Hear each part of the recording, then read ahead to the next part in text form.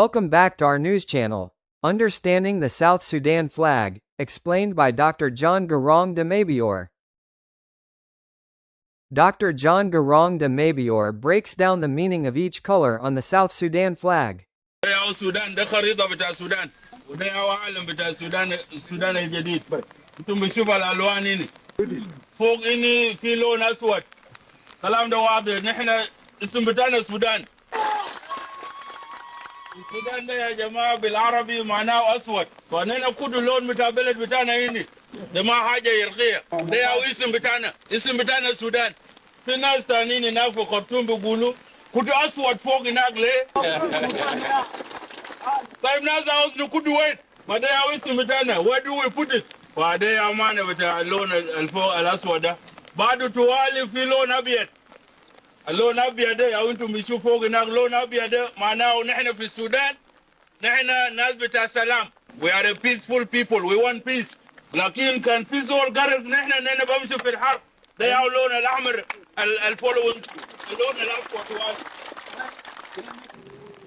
لكن الحرب مش لسبب بتاع الحرب، ده لسبب بتاع السلام. نحن بمشي في الحرب عشان كرامة بتاعنا قرسوه، عشان نحن قرسوه، لكن بعد الحرب نحن برجع في سلام. That is the meaning of the second white. الابيض نمرة 2 كان في سلام. نحن بمشي في اللون الاخضر، ده تنمية، ده ريسورسز بتاعنا وتنمية.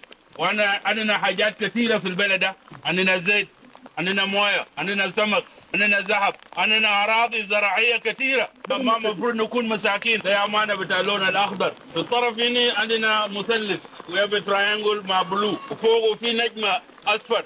التراينجل المثلث ده الزهري ده is blue triangle is a sign بتاع وحدة السودان. نهر النيل بمشي من نملة لغاية حلفا، وده كله اراضي بتاعنا.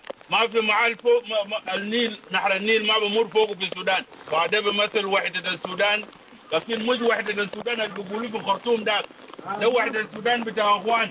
ده وحدة السودان بتاع الشماليين الهم بقول البلد مش بلد بتاع السودانيين كله، لكن لاشخاص معينة. النجم الاصفر ده بورينا السكة.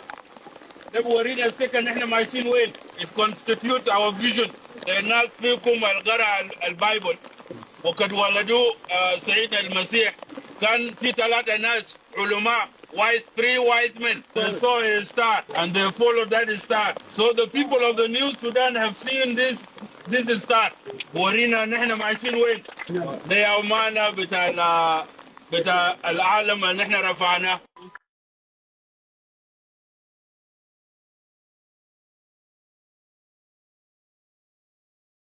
If you've ever wondered what the colors stand for, this is your chance to understanding the South Sudan flag.